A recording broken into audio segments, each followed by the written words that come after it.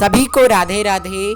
जैसा कि आप सबको मालूम है कि दशहरा के उपरांत आती है एकादशी, क्योंकि दशमी के बाद एकादशी भगवान विष्णु का दिवस होता है, जो कि अत्यंत पवित्र दिन होता है। जैसा कि अभी नवरात्रि का पर्व संपन्न हुआ है, दशहरा विजयादशमी का पर्व अभी संपन्न हुआ है और साथ ही में अब एकादशी का भी आगमन हो रहा है।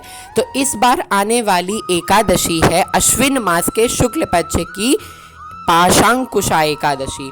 यह एकादशी विशेष तौर पे हर पाप से मुक्त होने के लिए व्रत, उपवास व पूजन की जाती है। इस एकादशी के दिन भगवान ने भी स्वयं व्रत धारण किया था, इसीलिए वो जब ब्रह्म हत्या जैसे महापाप से मुक्त हुए, तो जो हम व्यक्ति इस जीवन में पाप कर्म करते हैं या संचित पाप कर्म होते हैं, उनको जला करके नाश करने वाली यह एकादशी है।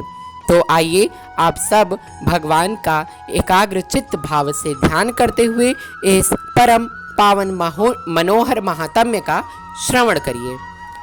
पाशांकुशा एकादशी महात्म्य। श्री कृष्ण बोले, हे युधिष्ठिर, अश्विन मास के शुक्ल पक्ष की एकादशी का नाम पाशांकुशा है।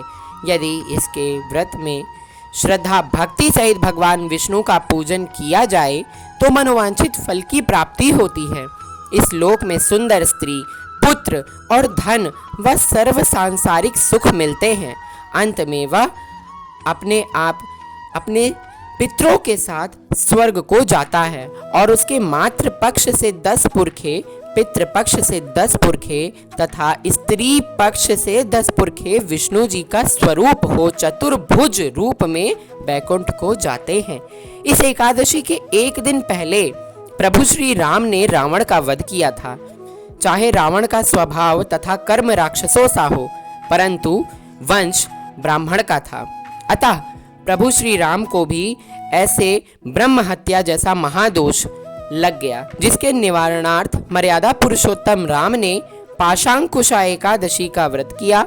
लक्ष्मण, माता जानकी तथा भालू बंदरों ने भी उपवास किया और पूर्व किए गए अपने पाप का प्रभु से क्षमा याचना मांगी। राम स्वयं मर्यादा पुरुषोत्तम और श्री हरि विष्णु स्वरूप थे, परंतु जनमानस रूप में उन्होंने भी एकादशी के महात्म्य को हम सबको समझाया, इसीलिए उन्होंने इस व्रत का पालन किया और पालन करने से, उपवास करने से उनका वो पाप छूट गया। राजसूय यज्ञ और अश्वमेघ यज्ञ हजारों करो, परंतु वह एक पाशांकुशा एकादशी के भी तुल्य नहीं है। अर्थात आप चाहे जितने यज्ञ, दान, पुण्य कर लीजिए, अगर आपने पाशांकुशा एकादशी का व्रत कर लिया तो आपको इन सारे यज्ञों से बढ़कर के अत्यधिक गुना फल प्राप्त होगा। तो बोले श्री विष्णु भगवान की जय। आशा करता हूँ आप सबको ये जानकारी अच्छी लगी होगी और इस महात्म्य की सीरीज़ को ऐसे ही ध्यान में रखते हुए मैं आगे भी आप सबके लिए एकादशी के लिए ये छोटे छोटे वीडियोस लाता रहूँगा। जाते जाते एक बार फिर से आप सबको पाशांकुशा एकादशी की बहुत बहुत शुभकामनाएं। राधे राधे। जय श्री कृष्णा। जय माता दी।